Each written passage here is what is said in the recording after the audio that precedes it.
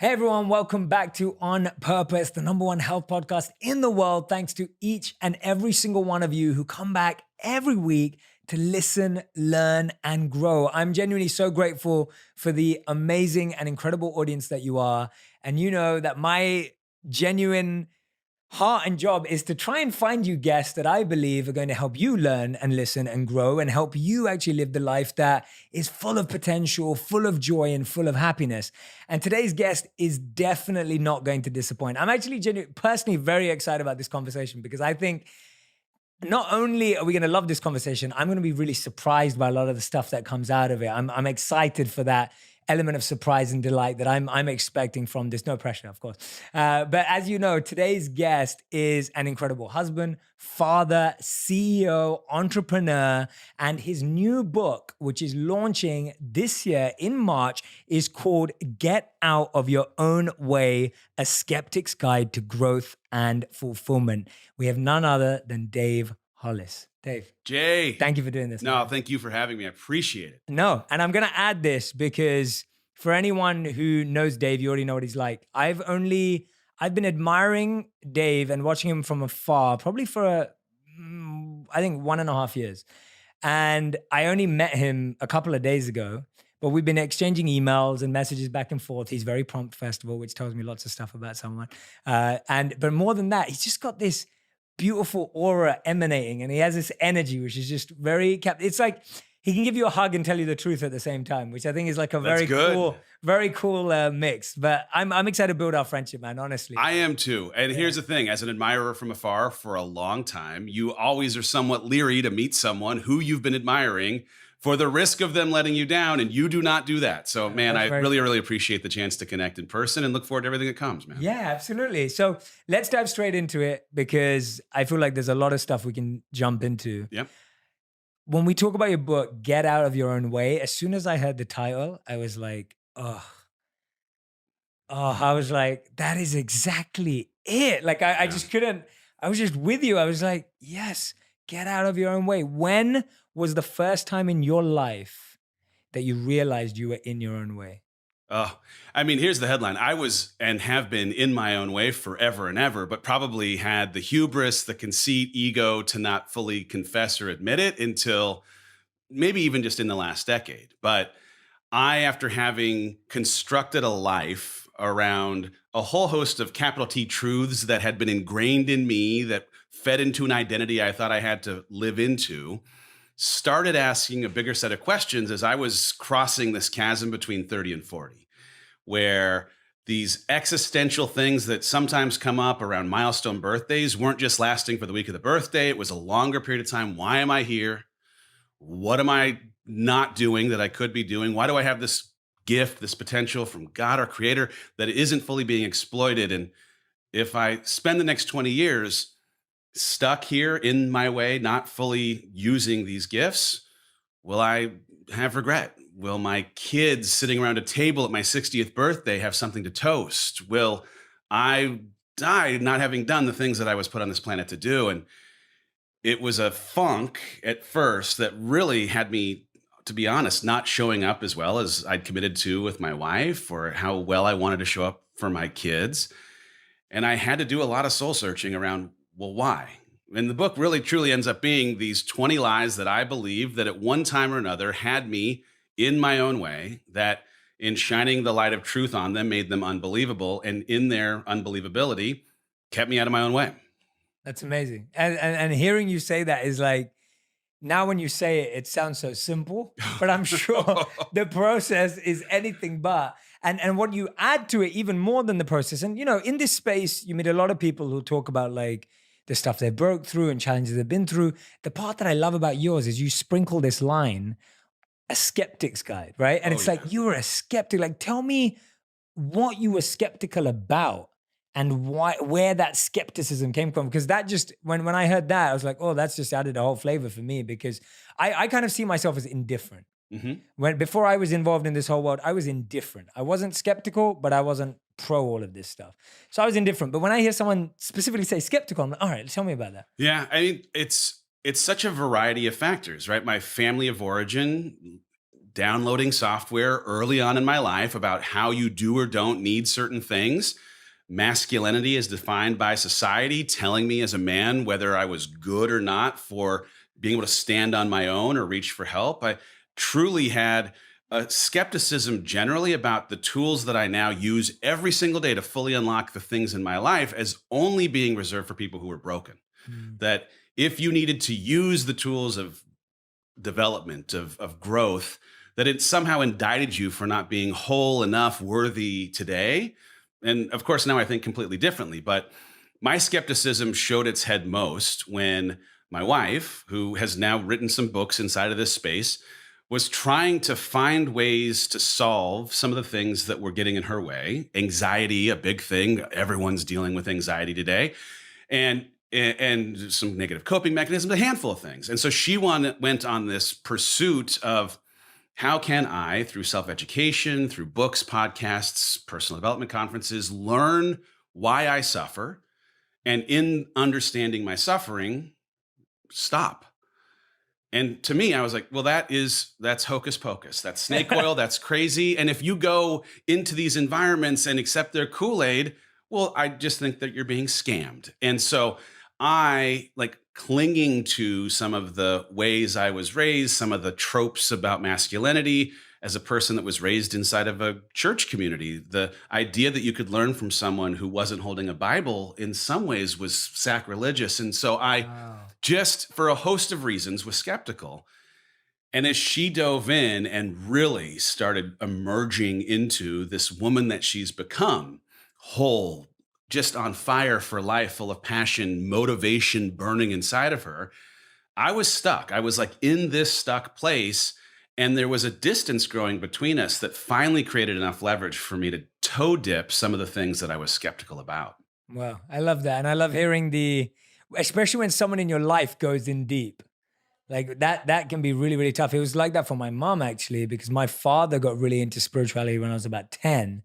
And he just took a massive deep dive into a spiritual search. He was like going to every religious conference and all of these different backgrounds in personal development and self-growth. And for my mom and me as a 10-year-old kid, it was a massive shock as to how much it changed our lifestyle and the choices we made and the holidays we went on and all that kind of stuff. By the way, So, I was not a fan. Like I may have toe dipped, but yeah. I maybe skipped the part where as she comes back from her first personal development conference and is on fire for her life, I am begrudging her. I am resentful almost. And it feels sad for me to say it. Like I'm not rooting for my wife, my best friend, partner for life to be the best version of herself, but it was really more a reflection of how stuck I was that she was so able to reach for more. And as she got up at 5 a.m. to jumpstart her day, I'd roll over, make a grunt in disapproval of her wanting to live her best life as I was truly descending into a version of my worst. So Yeah. it took us some time. The turning point, to be even like put a finer point on it, was when I'd stayed just stuck for such a long period of time. As she continued to grow, we had to have the hardest conversation of our marriage. Mm. And that was if I, Rachel, were to continue to reach for growth because of it being one of, if not the most important commodity that I value in life, and you, Dave, decide to stay stuck or really descend into a lesser version of yourself, as that trajectory creates greater distance between us. In 3 months, will we still make out? In 6 months, will we still go on dates? In 3 years, will we still be married? And I knew the answer to each. And the leverage of connecting to the reality that inaction would create disruption for the things I cared and loved about most was powerful. I mean, I am a paint the most terrifying picture and let that get you up and going in the day. Yeah, I love that. And sometimes there is no other way than actually almost fast forwarding and wondering where's this going right now. But do you think that, I'm fascinated by this, I don't know what you're going to say, but do you think that skepticism actually made you better at practicing it? Like, do you think that skepticism actually made you be more fast and present and smart when you were in there so that you could apply these tools quicker? Was it useful in any way? It was useful-ish. I mean, Okay. truly, Yeah, right? Like yeah. My first real experience inside of development was a willingness to sit on the couch of a therapist Mhm. and start doing some of the things that my practical mind needed to progress on this journey. And for me, it started with understanding why. Why do I believe the things I believe? Where did these beliefs come from? In your book, you would talk about identity, like what is the source? What did it mean? Does it still apply? I mean, like, man, I feel that because I, in sitting on the couch of a therapist, was for the first time trying to uncover what do these beliefs of mine, where do they come from? Mm. What do they mean? And do they have practical application in my life today? Is the source of that truth still credible in 2015 and 2020 as it was in 1984 when it formed how I believed the world ought to work? And so therapy for me softened the soil and changed my absolutely not, I will never sit in that personal development conference to, okay, fine, I'll go. And here's the thing, like my skepticism still had me a begrudging attendee, but the conditions of my yes were informed a little bit by having truly like reached a state that I wasn't proud of, and my knowledge that if I didn't make dramatic change in my life, I was putting at risk my marriage to my wife, the way that I could be a father to my 4 kids. And so I said I'd go all in. And in making that choice against my muscle memory of skepticism, I jumped up and down. I drank all the Kool-Aid. I still had things that felt weird and strange, and it changed my life. Truly had a transformational experience in a stadium, jumping up and down. And the best thing I see now is now you're jumping up and down on stage. 100%. I saw that picture of you. I have, yeah, no. So I've come full circle and am the biggest advocate for every tool that previously I was skeptical of it not being for broken people, but for being, yes, as much for people who are going through a season of brokenness. I don't believe any of us are broken, but we experience broken seasons, as it is for people who are whole, healthy, and interested in a full life. This world is ever changing. We're all going to be buying more stuff online than ever before. If you're an e-commerce seller, are you ready to meet the demands of our new delivery culture? I can assure you, you'll be ready with ShipStation. Why ShipStation? When you're selling online, getting a lot of orders out fast can be tough. You'll run into issues of keeping track of who gets what, which shipping carrier should you use, are you getting the best rates, and many more. So simplifying your shipping and prevent headaches with ShipStation. That's exactly why I use them. That's why you need ShipStation.com. It's the fastest, easiest, and most affordable way to manage and ship your orders. Just a few clicks and you'll be managing your orders, printing out labels, and getting your product to happy customers. ShipStation makes it easy. ShipStation helps online sellers for any size get orders out quickly, save money on shipping costs, and keep customers happy. No matter where you're selling, Amazon, Etsy, or your own website, ShipStation brings all your orders into one simple interface, making them really easy to manage from any device, even your cell phone. My team and I use and trust ShipStation. We want to make sure our orders get out on time, reach their destination, and more importantly, we want the best deals. We get all three with them. No wonder ShipStation is the #1 choice of online sellers. You'll ship more in less time with the best rates available. And right now, On Purpose listeners can try ShipStation free for 60 days when you use the offer code PURPOSE. Make sure your business is ready to meet the demands of delivery culture. Get started at ShipStation.com today. Click on the microphone at the top of the homepage and type in PURPOSE. That's ShipStation.com, then enter the code PURPOSE using the microphone at the top. ShipStation.com, make ship happen. I genuinely never get tired talking about this app. I use it every single day. It helps me understand books and information quicker and simplifies the process. Blinkist has made it so easy for me to read so much more and helps me stay on schedule. I know that in today's era, it's so easy to be pulled in every direction and never feel that you have enough time, even when you're at home all day. And this really helps reading become simpler or listening become simpler for you. Blinkist is the only app that takes the best key takeaways, the need-to-know information from thousands of nonfiction books and condenses them down into 15 minutes so you can read or listen to them. As you know, I love reading autobiographies, and they're usually pretty long. So before I start reading one, I use Blinkist to filter if it's a book I will truly enjoy. It's the easiest way to consume great books. I enjoy using Blinkist whenever I'm traveling, when we were, but I also love using it indoors on my iPad. The minimal interface makes it easy on my eyes, and with no distractions, I can easily focus. I just reread Getting Comfy by Jordan Gross. And if you're interested in finding a great morning routine so that you can wake up feeling motivated and inspired, it's a great place to start. As I always say, you don't need to read 5 new books. You can focus on reading the same one 5 times to make sure you internalize the principles of the book and actually put them into practice. With Blinkist, you get unlimited access to read or listen to a massive library of condensed non-fiction books. All the books you want and for all one low price. Right now, for a limited time, Blinkist has a special offer just for our audience. Go to Blinkist.com/J and try it free for 7 days and save 25% off your new subscription.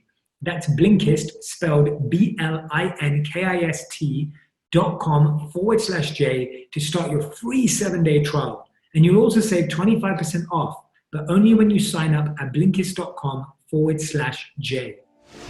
Yeah, absolutely. No, I love hearing that. And I love that you didn't have to wait till it all went wrong. Like you had the foresight, you had the ability to go, this is getting bad. This could go there. Let's rein it in, right? Because I think for a lot of us, we wait till everything kind of goes totally bad. And sometimes it's harder to recover from that. Well, yeah. This idea of irreconcilable differences, as a for example, I originally in my years thought of it as a line that frankly people concocted when they were too lazy to work on their relationship. And I can see now with 100% clarity that I was very much on the beginning journey down a path of reconcilability with my wife in a way that, man, thank goodness we saw that we were headed down that way. It was still something that we could fix. It was still something that I could change. But too many people don't take the temperature until they're so far in the pot that they don't realize that the water's boiling. Yeah. I'm interested in how your friends took it with you. Like how did they respond to your change? Because you go from being this skeptic, you go from being this person who's like not sure what my wife's doing. And then, maybe a year later or however long the period was, you're now in to that same world. How have your friends or family or whoever was involved in your life who knew you as the old Dave reacted to your change? Well, what's crazy is the outcome of the work starting was a decision to wholesale change our life. And that is, I, for 17 years, had worked at the Walt Disney Company. When I'm having this crisis moment, I am outside world having a very successful career. I am the head of sales at the Walt Disney Company's movie studio, the president of distribution, had been for 7 years, putting the Marvel, Lucas, Pixar, Disney animation films into movie theaters. It's a great job, but I'm feeling this sense of unfulfillment in part because of how strong the team is, how strong the leaders are, how strong the films are, not having to work as hard to have success. You or I, regardless of our qualifications, could sell Avengers and Star Wars films to movie theaters. Trust me, they will take them, right? But my decision in the aftermath of the aha moments inside of this personal development environment was this connection between growth and fulfillment. That my unfulfillment was a signal of not being in a posture to grow. And so rather than wait for someone else to create an opportunity for me to grow, I had to take action to create growth. So I left a job that most don't leave to pursue impact and work with my wife, moved our family from Los Angeles to Austin. And that decision to a person, as much as it was, yes, a manifestation and reflection of my adopting personal development and this work, it did not make sense to a single human in our circle. When I told people, hey, I'm going to leave this job, they were wondering if I'd lost my mind. And by the way, if shoe were on the other foot, I'd be asking the same set of questions. But I left what I knew for what I needed.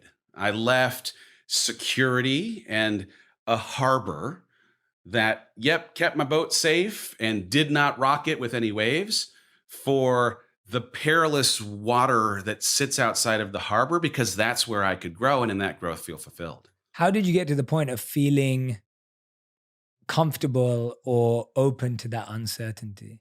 Because you're going from a very certain role. I'm sure you had another promotion coming up or another journey. How did you open yourself up to the fact that there was some new uncertainty, new skills you'd have to learn, wouldn't be selling Avengers anymore? Like, that sounds like an uncertain step It was to uncertain. some degree. Now, here's the thing. It was uncertain. My wife has had a couple of big books in the last of hers, Amazing, by the right? way. Incredible, by the way. Thank you. Yeah. And before Girl Wash Your Face came out, we made this choice. So as much as I'd read the book, I had a sense of what I believed its impact could be. I could have never captured what its impact would actually be. But she'd spent a long time working on building a company that was at a tipping point that she knew she needed to bring an operator in to offset some of what she brings as a visionary creator. And I happened to possess skills as a practical, pragmatic operator that it was either me or someone else that might come in. And considering that I had really had this light bulb go off, man, you're not currently in a position to grow and you don't know how to do any of the things that you'd be doing in this future with your wife. You don't know how to work together. You don't know how to work outside of a corporate environment. You don't know how to work on a team of 6 people. My team was 1,000 in 72 countries, right? I didn't know how to do any of it. And that thing was frightening. That's scary. I don't know how to do it. But I just come to this appreciation that if I didn't go do something I didn't know how to do, that I could fail at, that I would not be able to generate the fulfillment that I was looking for. I could make mistakes at the Walt Disney Company, but on the whole, I was not in a position to fail because the slate, the team, and the leadership was just too good. Being in a position where you can fail is a requisite, is a prerequisite for you actually being able to grow. And in that growth, being able to be fulfilled. If you don't have that growth, it's just an impossibility. So when I was faced with stay stuck, don't grow, be unfulfilled, or take a chance, it actually ended up not being that hard of a choice because I had the rest of my life to fully live into this potential. And if I didn't move then, I don't know that I would have ever moved. When my friends ask me what's the one thing they can do to stay healthy and improve their overall sense of well-being, I always have 2 suggestions. Work out more and take athletic greens. I've grown to truly enjoy this supplement more and more with each use. There's simply no one size fits all when it comes to supplements, but I do believe there is a great supplement, and that is athletic greens. I can't stop recommending it to everyone I know because I feel like it's one of the world's best kept secrets for your health. My friends always get back to me with great feedback, so that's why I'm telling you to jump on Athletic Greens train. It's the only supplement I take on the daily and actually feel better within minutes of having it. They're no fluff and pack a powerful punch of health.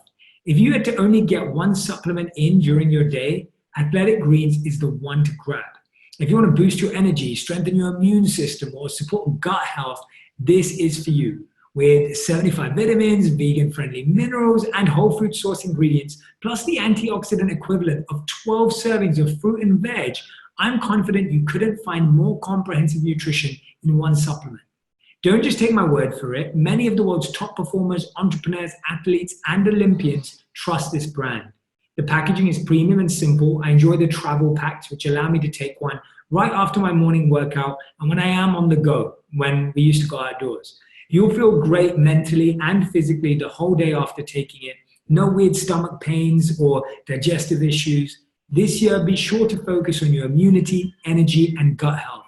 Athletic Greens all the way. Whether you're taking a step towards a healthier lifestyle or you're an athlete pushing for better performance, Athletic Greens takes the guesswork out of everyday good health.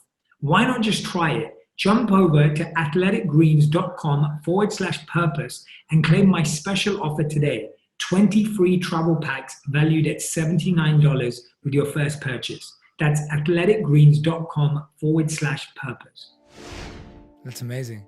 That's insane. I feel like for so many people, it takes a lot of courage to do that. And we got to, regardless of what had been built and what had already worked, it still takes so much. And I don't think that should be underestimated. I appreciate that. I will say this. What's interesting is people assume that it takes a lot of courage often because of what other people who are watching will think of your decision to do something that lives outside of the construct of value that they've created, right?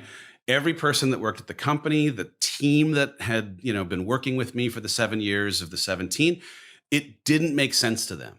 Because to a person on my team, they were working toward my job, and the idea that I'd leave it voluntarily didn't make sense, right? So the courage, the bravery in part is because of the weight that we often afford to what other people are thinking about our departing from their set of values or the construct that they've built. And the gift in this is that no one was thinking about me. And I say that in no way that indicts any of them. They are human like you, JR, and that like I am. We have a primary instinct to be considerate of ourselves. Yes. And they do too. And in the book, I talk about a story where I'd concocted this conspiracy theory that they were told to not get back in touch with me after I left for the time that went by when I didn't hear from people. And there was no conspiracy theory. All right. They were busy working on their lives, their things at work. And it's, there's a weird part of ego that needs to feel like we'd be missed, that everything would crumble around us. Yeah. And the gift in knowing that it won't, as much as it may be hard to stomach, is freeing. Yeah. I can go do anything now. Yes. And failure as a thing that maybe I wouldn't have run toward because of the worry of what they were thinking, keeping me from charging toward it, is now eliminated as a barrier because they're not even watching. Totally. Absolutely. You're spot on. Who was it? I don't want to get this wrong, but I think it was Roosevelt. He said it best. It was like, if you're caring, you'd stop caring about how often you think people think about you because of how seldom they actually do. If you knew how little they do. Yeah, if they knew how little they right? do. And it's like, people are not thinking about us as much as we think they are. It's so when real. we walk into a party, we're just like, it's like all eyes on me. We think that, right? We think that all cameras on me, all eyes on me, but actually it's not that. It's not. It's not. Most people are looking at themselves the whole time. It doesn't, and again, it doesn't take anything away from the people that you love or crave love from. Yeah. It doesn't. It's just a reflection of their humanity. So and true. once you can connect to that, the way that you run towards trying things that you inevitably will not be great at completely changes. I mean, I've really, in this role, the last 2 years of working with my wife and trying to scale a company, I've had to attach myself to the people I respect most and their stories of failure, because there isn't a single one of them that is standing on top of something I admire, and that thing they're standing on isn't a bunch of learning that came out of a bunch of failures. And so normalizing that the price of entry, the cost of the thing we're trying to build, is normalizing failure as an opportunity for data has really, and trust me, it has worked against every ounce of muscle that I've ever had. I've been way more fixed mindset oriented and trying to avoid failure than running toward it. Yeah. But I'm now working not in a corporate environment, but more of a startup environment where the only way we'll grow is trying things that won't work when we first try them, so we can become better in learning. Yeah, totally opposite to what you were doing before. Completely opposite. Yeah. Let's dive into some of these lies. Yeah, let's do it. Because I love the way this book is structured. So Dave was walking me through this, and you can see it obviously when you look at the book. So Dave's listed out all the lies, or not all of them probably, but 20 enough. lies. Yeah, 20 lies that he at one point believed to be true, and then breaks them down in each chapter, which I love that. I'm a big sucker for format. So I love that format. And I'm going to pick some, and we're going to ask Dave questions about stories, questions about his best takeaways and thoughts, depending on which one it is. So the first one I want to focus on is this one. So it's chapter 3. Yep. The lie, I have to have it all together. And I'm going to tee it up because I feel like everyone goes through that at some point in their life.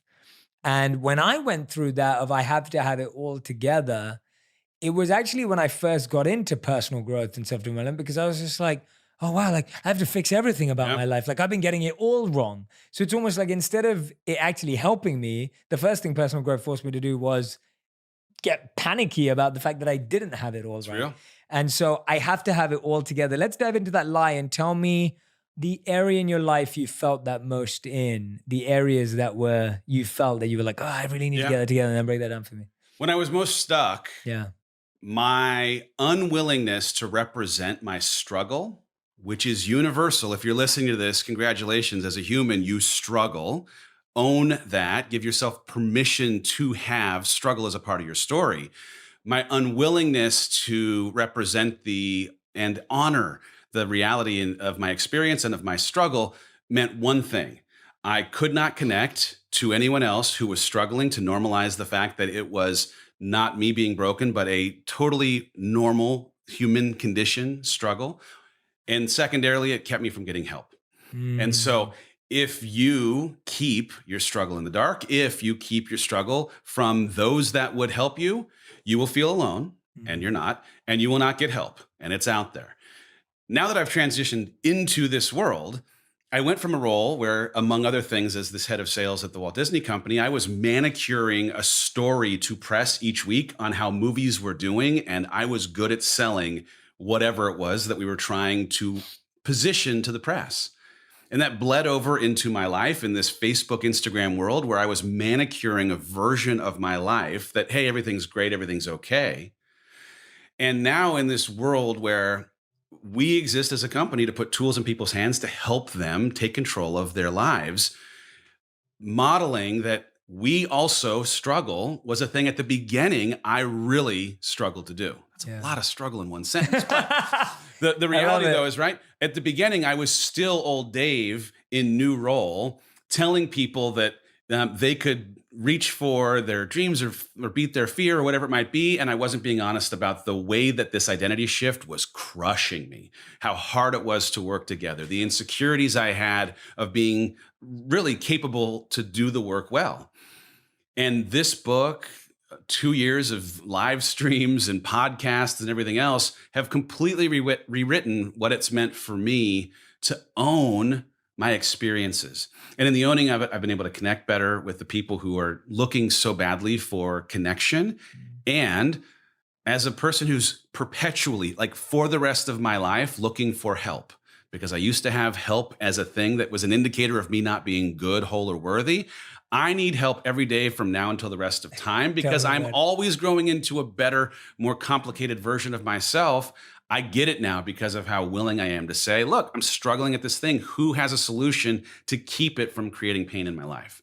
Yeah, for sure. I mean, what you just said there, like the accepting that you're going to need help every single day, like just being okay with that, because you're so right. Like we so push away help in all its forms. Our whole lives, I feel like we've avoided help. Yeah. And then it's weird because then our mind tricks us into going, you don't get any help. Yeah. What's interesting too in this, like truly, I struggled in writing the book because I am very, very honest about a lot of things that an older version of me, younger version of me would have never, ever confessed. I would have never owned struggling through 20 things that I am now representing as the truth of my experience. But in having owned them, I have taken the power that used to hold me down with shame, with insecurity, and completely reframed it as the power that I stand on top of for having become a warrior because of, equipped because of, capable because of the struggle. And if you, as a listener, are able to take the experiences that you've been through and own them, they didn't get you, you survived them, you are stronger for them, you learned because of them. It takes the shame, it takes the pain, it takes the stuff that would otherwise keep you from believing that you are capable of chasing whatever that thing is and turns it into the reason why you are uniquely qualified to chase it. Yeah, absolutely. And you do that exactly this. Literally chapter 4, Dave starts telling us the lie, a drink will make this better. Oh. And you get, like you've mentioning, you're getting super vulnerable here. Like you're so open, and it's great to see that, because I think that this is what's going to help the audience. Even hearing what you just said now, it's like we can only do it when we see our heroes do it. And you were talking about Avengers earlier. That's one of the reasons why I love Avengers. Yeah. Because to me, Avengers is a bunch of people with a lot of issues. Like each of them have so many issues, but they use all of those issues in trying to help the world. They become their strength. They become their strength. I had a casual relationship with alcohol for most of my adult life. Drink after work, couple drinks, bad day, long day, triggering day, 3 drinks, right? Take the rough edges off the end of a long day. And in the transition in identity, in becoming accustomed to this new life, in the worry of what other people were thinking, in the grappling with all of it, what was a casual relationship turned into something that wasn't. And what I realized is I had made this decision. I got this little tattoo on my arm. Yeah. A ship is safe in harbor, but that's not what ships were built for, right? Yes. I am the ship. I was built for this. I made this decision to leave the harbor. I'm now chasing the growth that the waves will create.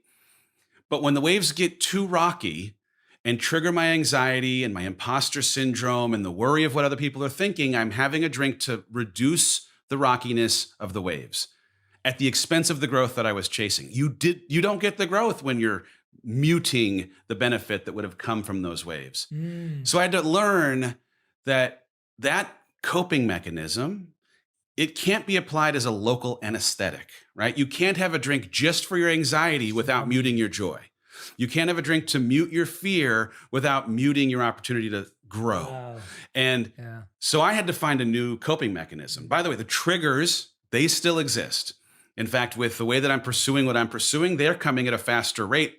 I needed to find something else. So I substituted bottles for running shoes. And as a sign of how much I've had to run in the year that I've stopped drinking, I've run about 900 miles. That's insane. Lots of running, but it's therapy. It's a productive way of processing the fear and the anxiety and the insecurity that comes up in a way that still affords me the opportunity to show up well for my team, my wife, my kids, and allows me, as I lay my head on the pillow at night, when I'm alone with my own thoughts, to have pride for how I've taken control of a thing that previously was controlling me.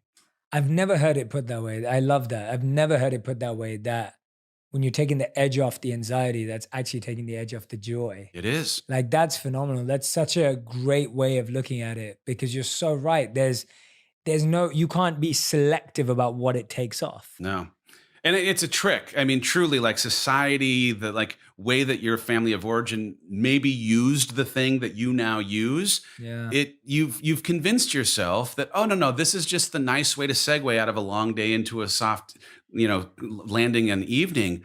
But you can't actually appreciate the breaking down of the muscle if you're muting the fruit that would have otherwise come from it. You have to sit in it. Brendan says you have to honor the struggle. And I've really, truly come to appreciate that that's a part of my journey as much as anything. Yeah. Who's listening to these lies, listening or watching right now going, wow, I've told myself some of these lies. I know I have. Like, these are just, whatever your thing is, you may not have been drinks for you. It could have been something totally different. But the point is, you have told yourself at some point that something bad for you is good at taking the edge off. For me, I mean, my worst enemy a long time was sugar. Right? It was just tons of sugar. I grew up eating 4 chocolate products a day, like literally a chocolate biscuit, a chocolate bar, a chocolate yogurt, and a chocolate ice cream. And so I was addicted to chocolate. And people don't even realize how bad sugar can be. So sometimes you're thinking, oh, it's just sugar. But it's like, no, sugar can be terrible. And the other thing I had growing up was experimenting with drugs. Yeah. And I was experimenting with a ton of drugs. And I just did not realize it until I saw someone go through a really bad experience with drugs. It didn't hit me in the face as to how bad it was. Yeah. And I always think that if we're not exposed to stories and people who have shed that pain, and sometimes you see someone who's still going through it, you just can't stop it. So I'm really happy you're talking about it. Thank you. Now, because I think it was hard to write, I'll be honest. Yeah. And it's hard to write and one of the proudest chapters. Why was it hard to write, really? Like, why was it genuinely hard for you? It was hard because admitting that something got away from me is something that I'm, I don't have shame for it still, but I had shame for it at the time. Yeah. It was hard to have to look myself in the mirror, sit across from my wife and have a hard conversation about having let something that I'd convinced myself I was completely and totally in control of become something that was subconsciously or unconsciously a crutch to get through hard things. And I, like any human, you don't want to have to admit that you're having to do something that isn't great for you to get through a hard thing. I'd like to have thought I was stronger for it. I feel way stronger now for having come through a season where it was, really working against me. And if you're right now struggling with something and you're worried that maybe it'll take too much time or you don't know if you can do it, I am telling you, you can go from a low to a high in a very short amount of time just by considering what you could replace that bad habit with in terms coping mechanism. Go from positive to negative, or negative to Yeah. positive. Oh, And I know you love the book, The Power of Habit. I love. Yeah. I've seen you recommend it before, and yeah, it's so true. And but tell me now, what happens now when, like you're saying, you're probably invited to more events, you're probably invited to more parties, you're probably invited to more networking events. When all those triggers, what are you doing when it's like when now you're coming home late, you're probably working harder than you've ever worked before, you're pushing yourself more, you're giving yourself more. What's happening when you're getting home later, whatever it may be, when it's like all those triggers, like what are you doing at that moment right now? Well, I mean, I've gone through this interesting process of it's a math equation in my Yeah, mind. go for it. If I want to have the energy to survive a day where triggers are guaranteed to come, then I better have my morning routine happening so consistently that regardless of what life throws at me, I've established a foundation. If I want to have the energy to pour into an audience that's showing up for me on the 18th stop of a 20-city book tour, then I better have an exercise routine that has me so conditioned that I can show up well. If I want an exceptional relationship with my wife, then I better be actively pursuing her every single day. And I write these things down every morning. Right? I write them down every morning in active word phrases so that it's a trigger for me to preempt the triggers that are going to potentially throw off my intention, right? And the if then, it's one of those things where if you're listening, you're like, man, I don't want to have to get up that early. I don't. Okay, then you just have to change the then statement, right? Like, I want to honor if you find yourself in a season where you really want to commit to Netflix for 2 hours each night. Yeah. If you do, that's fine, but change make your expectations realistic of what you're able then to do. I have to go to bed at 9 o'clock each night. If I have a night where I'm working late, it's altering my ability to get up and start my day the way that I have to have the kind of day that I intend to have. Like, intention and routine is crazy important now that I'm really wanting to focus on what it takes to do the thing I want to do here every day. Yeah, those are I love that. If then statements, those are awesome. Yeah. I absolutely love that. Okay, let's do a couple more. Let's do a couple more before we move forward. Which other one did I want to pick up? This one I really like because I'm intrigued by it. Being right all the time doesn't make me an ass. Ugh. Tell me. I mean, if there were a debate club, I'd still be auditioning to be captain. Like, it's like your greatest strengths are your greatest weaknesses. And arguing, negotiation, having worked in sales for a good part of my life, whether it's ego or whatever it is, right? Like, winning arguments to me was affirming things for my ego at the expense of my personal brand, at the expense of my relationships, right? Like, you talk in your book about the difference between ego and self-esteem.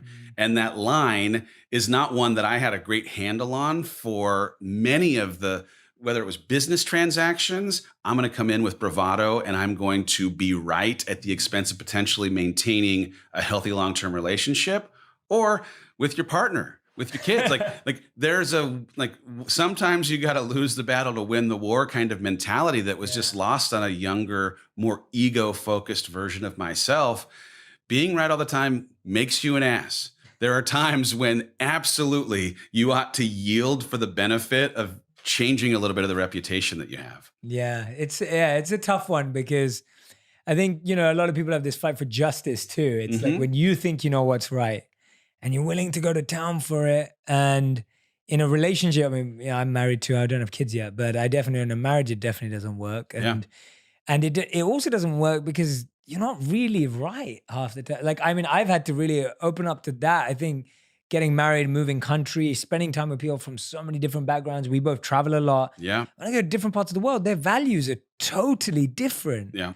And you realize your version of right is just what you had when you grew up. Like, 100%. I mean, here's the thing. There are hills to die on, right? There are things that I do believe you should fight to the death. Totally. It doesn't matter. And I have those things, but those are the exceptions to the rule. And so often there are those of us that think that all things have equal weight. We fight on that hill regardless of what the topic is. And to me, the sign of maturity is having some objectivity for the sliding scale of which things really matter and which things you can bite your tongue and wait until some other time to see if there's another way to shape someone's opinion. Yeah, for me, lose the battle, win the war, or lose the battles, win the war has been like, I have lost so many battles in my life, Yeah. whether it's been business, relationships, work, career. Like I have lost so many battles and I will gladly lose them. And you get to a point where you start smiling when you're losing battles because you know it's helping you win the war. You can see that you're saving all that energy, all your reserves, all your grit, all your Yeah. resilience. Oh, yeah. You're holding on to so much more, whereas each one of those wars could just destroy you.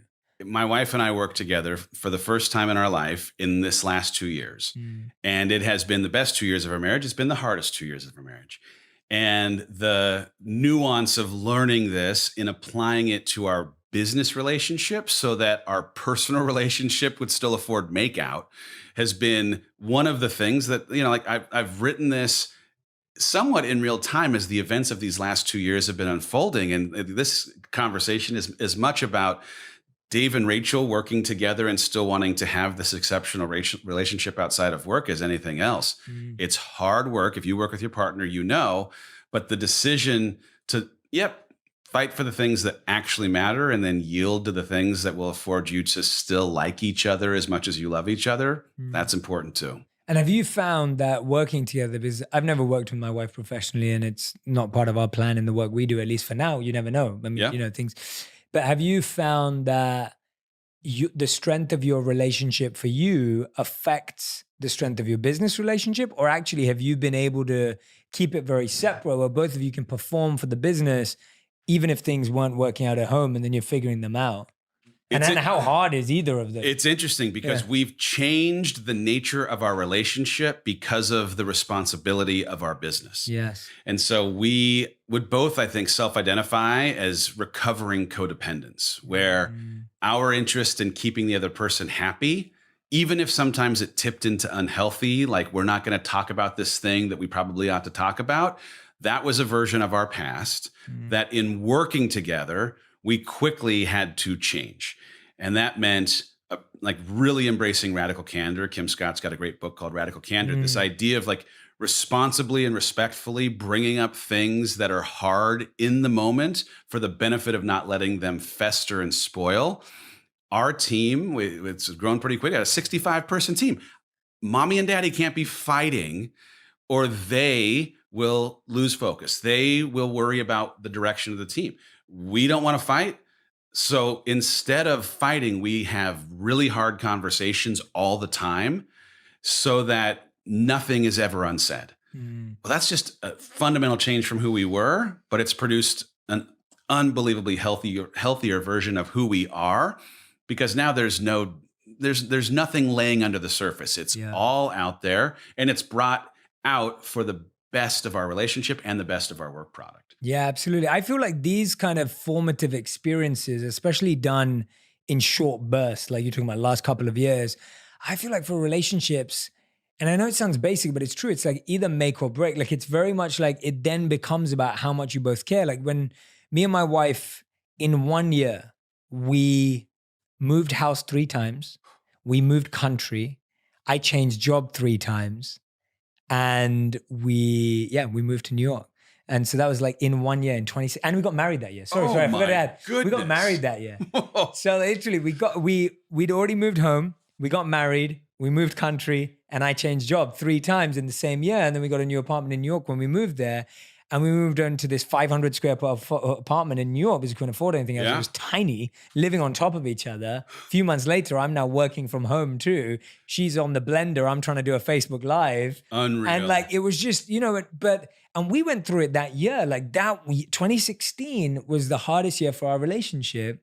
And at the same time, like what you're saying, it was the best year for our relationship because I don't think we would have accelerated that fast. You had to. We had to. It was a survival tactic. Totally. And man, the gift of having to figure it out that fast when things are moving as fast as they were then or as fast as they are now, it's a gift, even though it's hard to see it as such in the midst of it. Yeah. And I think that's where the test, and I don't like the word test, but it is to some degree of like, how much you really love each other, what you really wanted, all the commitments you made, like all of that stuff. Yet you have to really look at it in the mirror. And you can't really let nothing squeezes past in that year. Like nothing gets past it. Our having to come back to our relationship values in the last 2 years has been such an important thing, because the emotion that comes up when life throws in chaos will have you forget the things that you priority ranked as your relationship values. And if you keep coming back to these things, do we still submit that these are the most important things in our relationship? If the answer is yes, then these emotional things have to be filtered through the lens of these values. And all of a sudden, you can create objectivity in a space that previously was being run by emotion. Whew, thank goodness. But man, it takes forcing that and intentionality to come back to it, or you truly are just a victim to the wind blowing in a certain direction. What are some of those relationship values that you both created together, and why did you choose those? Can you tell us some of them? Yeah, our marriage is more important than our business, right? And so our marriage is more important than our business is a thing that we have to come back to a lot, because we both are high-performing achiever. We both are driven, have a lot of ambition, and are strong personalities. But I, through the lens of pragmatist, through the lens of operator, am thinking about the how, and she, through the lens of creative, through the lens of vision, is thinking about the what. And so, like, our tension lives inside of a space that usually is me not having afforded her a chance to fully breathe the what out before I'm already attacking the how. Yeah. And so it's been, okay, hold on. Our marriage is more important, repeat after me. Right? Is more important than the business. And now is time to use discretion so that you don't step on this by letting your muscle memory, your instincts for the how corrupt her passion, her happiness, this thing that lights her up. So, but you know, we have, it's about our family. We have 3 boys and a girl. They're 13 to 3. We have 1,000 kids. And so our commitment to making sure that our family values stay connected to us showing up well for them, no matter what. That doesn't mean that we don't have to create creative solutions because of the way that we travel or have work pulling us in certain directions. But us spending one-on-one time with each of these individual humans, having a set dinner, there are some non-negotiables as a part of this so that we can maintain that, like, our family has to be first. The commitment to a date night every single week, every Thursday, every single Thursday night. And here's the thing. In the last 2 years, this hardest and best 2 years of our life, we went on plenty of dates where we loved each other more than we liked each other, right? We were in seasons of conflict. We just had 4 of those hard, candid conversations with each other. But we were committed to keeping the frequency of connecting in a date night, even though it was hard to want to go sometimes, because we just didn't want to let too much time ever get between the last time we really were intentional about creating that space. What's your favorite date night activity? We love to try new restaurants, but honestly, our favorite lately has been anything that requires us pushing ourselves physically, which is like crazy. Cool. It's like such a departure from who we ever were in the first 10 years of our marriage. But we both are now becoming long distance runners. We've just, anything that gets us out and makes us have to do something physical has been like, it's been our jam lately. And we really are staying connected. Like, move your body, change your mind has really been a mantra of ours in a season of needing to always change our mind. So whether it's, you know, during the day, hey, you're starting to feel the funk, get up, turn on some music, jump around. Or if it's, hey, you're feeling triggered, go on a long run, we carry that into some of the date experiences that we have, because it's in that, like, let's go push ourselves to do something that's a little bit crazy, zany, different. We're finding a way to connect through those experiences in ways that just sitting in a movie or just sitting at a dinner wouldn't necessarily provoke us, you know, having that same kind of experience. Yeah, I love that. And especially when you conquer challenges together. Oh, yeah. There is so much bonding in that. It's like a team sport. We had the craziest experience of the year. Truly, at the end of the year, we look back, what was the most formative experience of the year?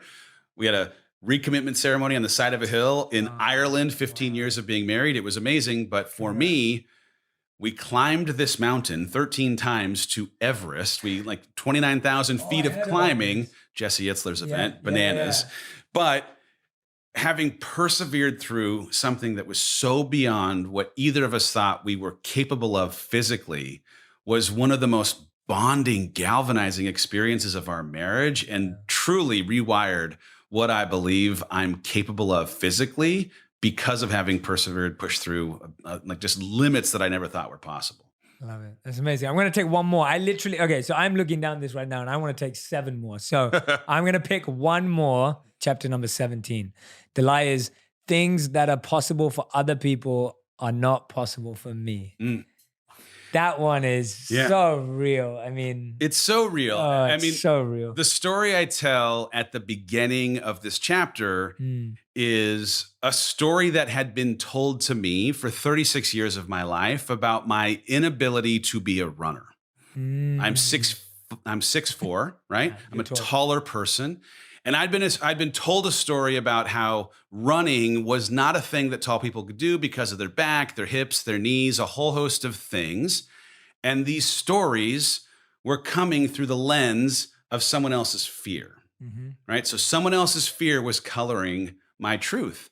And I accepted their fear-based story as my truth for 36 years. And then I was challenged by a colleague at work to run a 5K, 3 miles. I've never run, but I'm competitive. He was a little older. I wanted to show him what a whippersnapper like me could do. So I said, yep, you know what, I'm gonna run. And I ran 3 miles. I didn't die. And for the first time in my life at 36, I was challenging the truth of somebody else's fear and rewriting it as my now new story that, hey, guess what? I can run. And later that year, my wife and I trained for a half marathon. And later that year, we did a nut. And I have now just become a runner. I am a tall runner. I am running my first full marathon in 10 days. That's amazing. I am here for it. But the moral of the story truly is like, you have been fed stories about what you are capable of by people who may have represented your best interest, but had no concept for your capacity. Oh, wow. And you have to question the source of the stories that you believe and if they still are credible, if there is still a reason to believe the veracity of what they have represented as their capital T absolute truths. There are plenty of things that in uncovering that single lie, that limiting belief, that I got to go now chase and see if there weren't other things that I could do. And like, there are a bunch of stereotypes around masculinity that I have blown up. I can talk about emotion and my vulnerability around any of the struggle that I've had in a way that most of my life, my wiring, my dad, who's amazing, and the like story of masculinity that came from my childhood, it just doesn't apply to me. I'm free from it. And if other people don't understand it or they want to be critical of it, they are welcome to, and it doesn't matter to me. I don't care. The way that I think about my capacity to challenge my fears or stand on stages or do the weird stuff that we do and being really vulnerable with screens on podcasts is something that has truly become something that I've just changed and reframed over the course of time. Someone is listening to this who is believing a story that is full of lie, that is an untruth told through the lens of someone else's fear at the expense of honoring your truth. And you will only ever be able to experience this truth if you decide to test the waters, defy the worry of someone else, and find out what your true story, your true experience can be. That line that you just said is so powerful. People can, have all the best interest for you, but they have no idea of your capacity. No. It's so true. And you can't expect them to either. Yeah. And you can't make their opinion your reality, and you can't expect that their capacity is yours or their capacity for you is yours. I will tell you, like, other people's worry for you is often wrapped in love, right? I say this out of experience with my wife, who in handing me the first draft of Girl Wash Your Face, printed out on 8.5 by 11 paper, binder clipped, I read it and thought that the vulnerability that she was representing in this book was a mistake. I was 100% certain of it. It was driven by my fear and my believing that we'd worked too hard on the managing of optics, that she might now compromise in her honesty and truth. And so I worked with every ounce of my being wrapped in love to convince her to not publish a book that has now sold 4 million copies, right? Like a book that, frankly, because of the thousands of letters that I've read of its impact, actually afforded me the opportunity to write this book. I love that.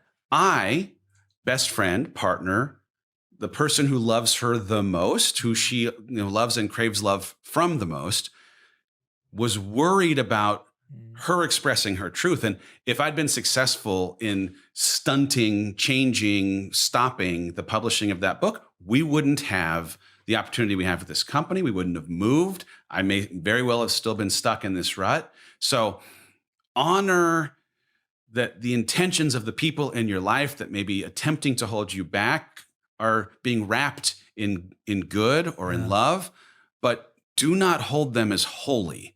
Do not hold them as a 100% truth, because they may very well just be a manifestation of their fear. And you will get to the end of your life as the one who gets to carry the regret, not the person who is afraid of you pursuing the full unlocking of the passion and potential of your life. Thank you for sharing that. That, what you just shared, that's hard to live with. That's, hard to live with if you haven't processes like you have. Like, thank you for sharing that, because 4 million copies. Ooh. Right. It's like, can you imagine the amount of lives that have been changed, impacted, the letters? Like, right. Just imagine all of that would have been lost if she had. And what did she do? Did she believe you? Did she trust you? Where did she land in that process of processing you, the person who loves her the most and she wants love from the most? How did she react to that initial fear that you shared? The great news is she had the blessing of having developed a skin for criticism earlier in her publishing career. Right. The first book she wrote, she submitted to 22 publishing houses. There were 7 that represented interest, and each of them said if she were to add sex to the book, because it was a sweet, romantic fiction book, without any of the things that at the time 50 Shades of Grey is happening in the background that 50 Shades of Grey had. And when she decided not to a person, they said, this book will not work. It will not sell. You should not publish it. And she had to, in that moment, ask herself, do I listen to the authority of the experts in this field, or do I publish this book myself? After she got done being upset, she picked herself up, looked up online. How do you publish a book yourself? Published it. It started working, worked so well that a publisher reached out and asked not only if they could acquire the rights, but turn it into a series. She wrote 3 books, led to a couple of cookbooks, led to the fiction, now transitioning into nonfiction, and she wrote Go Wash Your Face. If she'd listened to voices of authority at the first book, that book would still be, as she would tell you, sitting on a screen of her computer. Yeah. So she, bless her, had from the word go this belief in self that was stronger than the voice of authority. And so as another voice of authority, her husband, best friend, the one who's looking out for her, walked into this journey to becoming the writer and author that she is. She had at least a track record and muscle memory herself of having pushed past the expert opinion of authorities in the space because of her staying grounded and connected to her truth and not their worry. Thank you, man. Thank you for sharing that too. Yeah, so powerful. So powerful. Everything you're sharing, and I feel like we need you to get you back for a part 2 to talk business, CEO, entrepreneurship. But today we wanted to pay homage to your new book, which I can't wait for everyone to go and get Out of Your Own Way, A Skeptic's Guide to Growth and Fulfillment. Dave Hollis, make sure you go out and grab a copy of this book. I can honestly say, just from my conversations with Dave and from even just browsing through some of these chapters, the way it's written is it's perfectly designed to help you through whatever you're trying to break through. Like, I can see that. It's perfectly designed to help you. Like, it's not, there's no ego in this book. It's not about him. It's about lies. And we can all identify with one of those lies, at least, probably all of them. And you may need to substitute a couple of words. But the point is, these are all the lies we've all been telling ourselves for our whole lives. So here's the book that's going to help you unlie to yourself. And it's all in here. So please go out and get a copy of the book. You can pre-order it right now, and it's out in March. What's the exact date? March 10. March 10th is the exact date. So if you're listening to this at the right time, then it's already out. Or go and pre-order it. If you're listening to it a bit before, we'll figure it out before we send this out. And please go check out Dave on Instagram. That's where I kind of watch him and admire him and all the incredible work that he does. But I really feel we need to bring you back. I want a business session. I'm in. I want an entrepreneurship session. I want a coaching session to dive into your incredible mind. And I want to bring in Rachel as well and do a couple session as well. So we need to plan for that. But we end every interview with a final five. This is a rapid fire round. It's 1 word to 1 sentence answers maximum. Okay. I will probably ask you for more because you're interesting and fascinating. But let's start with the number 1 question. The best relationship lesson you've learned in the past 12 months? Go to bed angry. Oh, no. Okay. Now, oh, wow. Okay. Here we go. All right. Okay. There goes my final 5. Explain that. Yeah. I know there's such a colloquialism around like, don't go to bed angry. But most of the time when we're ready to have the conversation that we need to, when we're angry, there's not enough time to fully unpack the conversation. And we're starting it in this emotional state that hasn't afforded us enough time to think about how we'd like to deliver it. So I would rather have backs turned, fall asleep, let some of the emotion go, and then have an objective conversation when you've been able to think about how you can represent your perspective in a way that they can hear it, and how you can hear them without formulating your response. Because every time we've had a conversation right before bedtime, it's, I'm not really listening. I am arming a response to the thing that you're saying, and it never, ever works out. So go to bed angry. Okay, so you need to come back for a relationship session also. That's brilliant. And that's so true. So my wife taught me that because I'm one of these people that's like, let's work it out. Let's figure it out. And I'm good even in the moment at putting my emotion aside to some degree, but my wife's always been the one who's like, no, I need to process this. Let me think about it. And so often when we first got together, I'd be that guy going, we can't go to sleep. We're not going to sleep angry. Yep. Like I'd be that guy. And then she'd be like, no, I need time to process it. I'm like, no, we have to do it right now. And it took me a while, but she That's took good. me in that direction. That's So- good. So you and my wife are in agreement in. on this one. So, okay, awesome. The best business lesson you've learned in the last 12 months? We've had this opportunity, unbelievably, to learn from John Maxwell. He's become a mentor of Rachel's, and he gave us this word: a leader never has 2 good days in a row. Wow. Okay, I've never heard that before. You want to Yeah, use more than one sentence? I'm ruining it. You're great at this, by the way. Here's the headline. Go for it. Yeah. If you're pursuing something of consequence, if you're pursuing something that matters, that's going to have impact, it comes with the guarantee that things will inevitably go wrong, because nothing of impact is simple. And if you are someone who's adverse to the idea of having bad days, then you're not creating something that matters. And coming out of my corporate environment, trust me, I really struggled with this idea that things could go wrong at the frequency that they feel like they are, until I realized that the company that we're trying to be 5 years from now will not come into existence if we don't have as many bad days as we do good, because the bad days are the one that help us grow. Totally. Yeah. I love that. Great answer, by the way. Thank you. Okay. Third, what is the best lesson you've learned for yourself in the last 12 months? Like the lesson you've learned about yourself.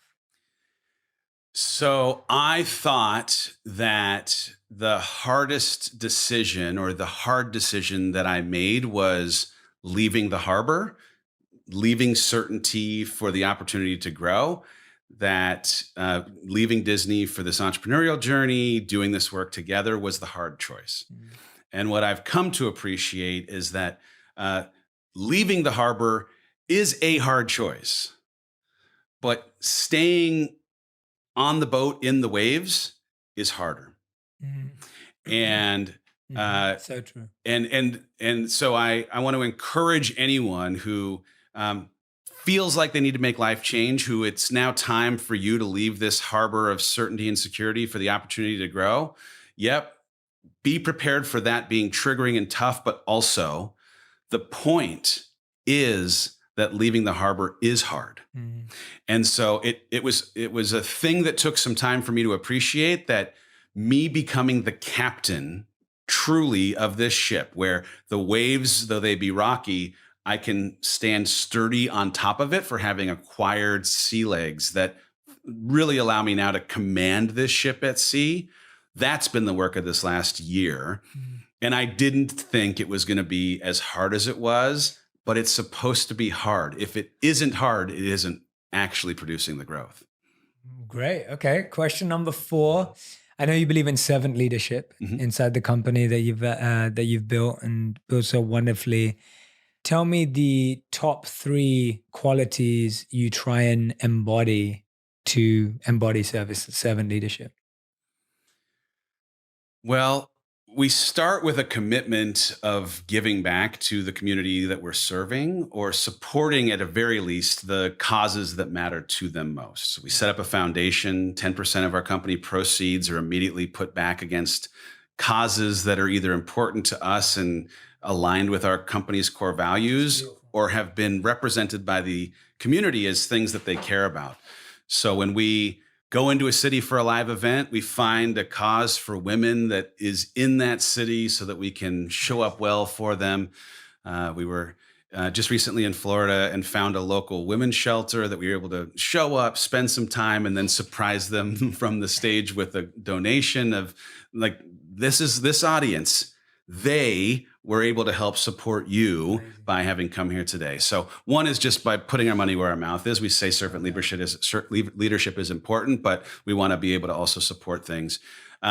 Showing up well for our team and trying our best to meet them where they need to be met. We are really interested in understanding the individual wiring of our employees. So they've each taken Enneagram tests. We've had them take love language tests, so that when it comes to, are you a words of affirmation person? Yeah. Are you a 3 or are you a 9? Right. And it's a little bit, right? Like, for anyone who's not familiar with these personality diagnostics, it might seem a little crazy. And my former self would have called it voodoo, but truly the wiring of each of these humans individually is different. And understanding how they're individually wired allows us to serve them as the people who are serving our audience really, really well. So we try to stay connected to their humanity and show up well.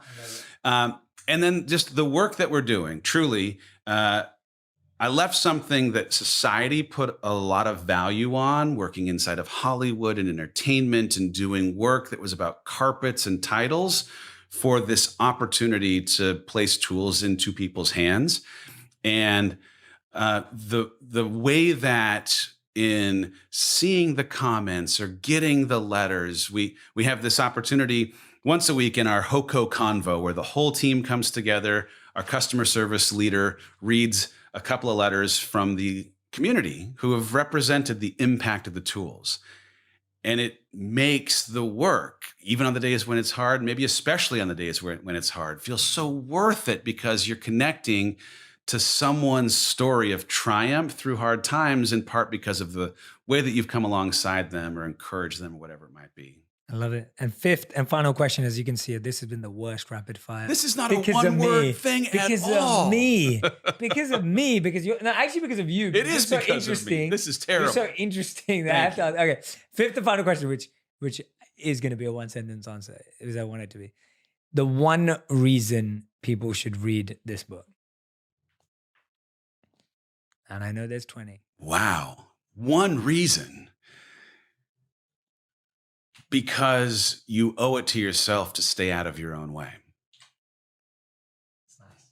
Amazing. Yeah. Perfect. Thank you, Dave. Jay, I really appreciate it, brother. Dave, this was amazing. Thank you, Anyone man. who's been listening and watching, make sure you go out and grab the book, Get Out of Your Own Way, A Skeptic's Guide to Growth and Fulfillment. Dave Hollis, make sure you go grab a copy of this book. And Dave will definitely be back with more business and relationship lessons. I'm going to make sure of it, because we could talk about that for another hour too. So we will make sure of that. Thank you so much for listening and watching today. Make sure you share this. Make sure you tag me and Dave in any of the wisdom, the nuggets, any of the insights that Dave shared today that really stood out to you. There were a ton that stood out to me.